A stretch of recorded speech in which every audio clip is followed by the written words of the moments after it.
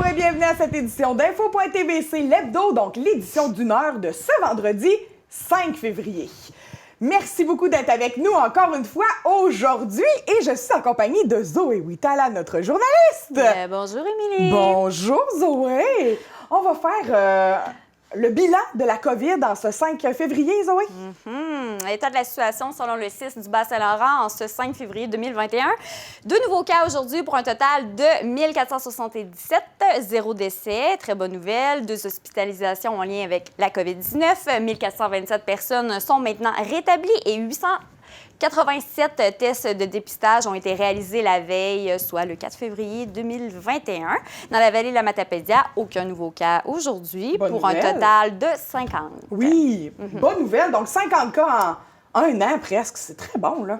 On est bons, les Matapédiens. Bravo. Des fois, il faut se taper l'épaule, se taper dans le dos. Je parlerai pas de... tu te demandes de quoi Je parlerai pas, ça commence bien. Je parlerai pas de ça, mais j'en parle. Là.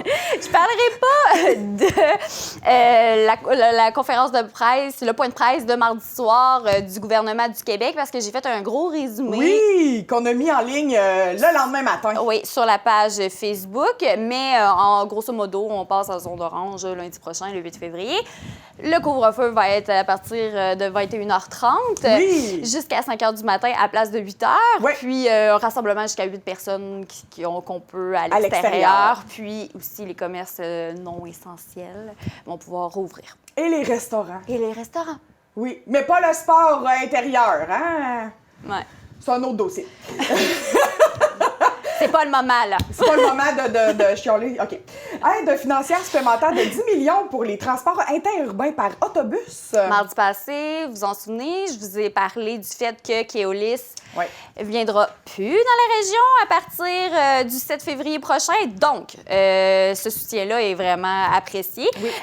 Arrive au bon moment. C'est un soutien rapide et disponible à court terme. Puis ça va permettre de maintenir des services de transport interurbain par autobus sur l'ensemble du territoire québécois et une relance des liaisons régionales secondaires. Donc, même après cette annonce, les autobus Keolis, de la compagnie Keolis, suspend toujours, pour l'instant, ses services en Gaspésie à partir du 7 février.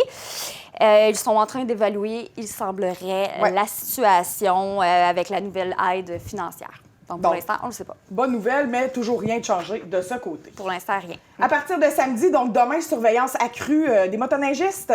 Dans le cadre des opérations Impact, les policiers motoneigistes de la Sûreté du Québec interviendront de façon intensive dans les sentiers tout au cours de la journée du 6 février, donc demain. Dans les secteurs de Matane et d'Amqui, cette opération tient à sensibiliser les motoneigistes à l'importance d'adopter des comportements responsables et sécuritaires. Des interventions seront réalisées dans les sentiers ainsi qu'au croisement des chemins publics auprès des motoneigistes qui ont des comportements qui compromettent leur sécurité et celle des autres usagers, bien sûr. La capacité de conduire affaiblie et la vitesse sont les principales causes de décès en motoneige. Au cours de la saison 2019-2020, 24 motoneiges ont été impliqués dans des collisions mortelles sur le territoire de la Sûreté du Québec. Donc, samedi. Soyez prudents, samedi et tout l'hiver. Bien, tout l'hiver. Soyez prudents, motoneigistes. L'écocide de la Matapédia demeure fermé. Jusqu'au 2 mars 2021. Les citoyens sont invités à conserver leur matière à la maison jusqu'à la réouverture. Ça commence à faire beaucoup, je sais, mais bon. À noter que les écocentres de Cosapiscale et de Sébec demeurent fermés pour la saison hivernale. Oui. Donc, ensuite, bonne nouvelle, côté bénévolat matapédien, on a souligné ceux d'Amqui il y a quelques jours, quelques semaines, et là, les 29 bénévoles de la Matapédia sont récompensés. Bien oui, il fallait parler de tous les autres, des autres municipalités, bien sûr. Alors, voici à l'écran les lauréats du concours bénévole 2020 dans les 18 municipalités matapédiennes. Félicitations à ces 29 personnes qui font la différence dans la vallée. La MRC a présenté une capsule présentant les réalisations des différents bénévoles sur leur page Facebook. Elle est là présentement, là. Si jamais vous voulez aller la voir. C'est nous qui l'avons réalisé en plus. C'est nous qui l'avons réalisé.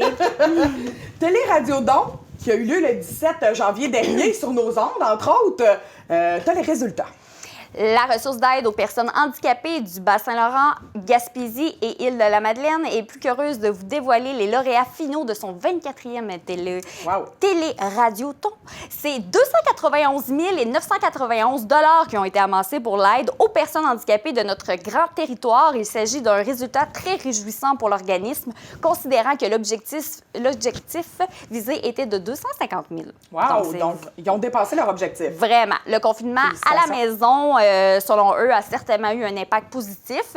Puis, grâce à la diffusion du spectacle sur toutes les télévisions communautaires, comme nous, et sur le web, le Télé-Radioton a rayonné plus que jamais. Fait surprenant, probablement relié à la diffusion sur le web et l'organisme. L'organisme a reçu un nombre inhabituel de dons de la Côte-Nord, de Chaudière-Appalaches, de la Beauce et de la grande région de Montréal. Donc, on pense que c'est peut-être le fait que ça a été diffusé sur le web. Ah, probablement. Puis surtout que cette année, c'était un spécial country. Ce qui a dit... Non, mais pour vrai, tous les artistes, toutes les performances musicales, c'était des gens qui chantaient de ce type de musique. Fait que ça s'adresse à une clientèle cible qui court un peu ça. Là, en ce moment, on n'a pas de spectacle. C'est vrai. Fait qu'eux, ils ont plein fait en bas. Puis, tu sais, tant qu'à être en ligne, aussi bien donner un petit don en même temps. C'est juste que je m'attendais pas à ce commentaire-là. Ça doit être à cause du country. C'est le country! Alors, on a des chiffres par secteur. Gaspésie Nord, 25 174. Rimouski, Montjoli, La-Vallée, Matane, 102 860. Puis la baie des Chaleurs, 35 483 $. Sinon, il dit bureau régional ont donné 108 794 $. Et KRTB, 19 680. Bien, bravo à tout le monde qui ont donné un don. Peu importe la somme, ça fait une différence, c'est certain. Ça, c'est une nouvelle qui me fait particulièrement chaud au cœur. Michel Germain a commenté son 2 millième match derrière le micro de l'Océanique en 25 ans de carrière. Hey, Bravo, Michel. C'est beaucoup. Bravo, Michel. Ça, c'est du match et des noms russes à retenir, des statistiques à retenir. 2000 matchs. Oui, vraiment. Mardi soir dernier, la voix de l'Océanique de Rimouski a décrit son 2 millième match de hockey. C'est sa 26e saison comme descripteur. Il a commencé en 1995. J'avais 3 ans. Je dirais pas j'avais quel âge. Une millionnaire, nouvelle millionnaire dans la boîte à médias. Mais qui est-elle? Julie. Qu'elle devienne de ta vie. Non, faut pas faire ça. Faut pas faire ça. C'est le 10 janvier dernier que Julie Lebel, félicitations, a gagné un des 5 lots de 1 million $. Elle a fait un arrêt chez un détaillant de loterie pour valider son billet avant d'aller travailler. Oh mon Dieu! C'est tellement ironique. Oui.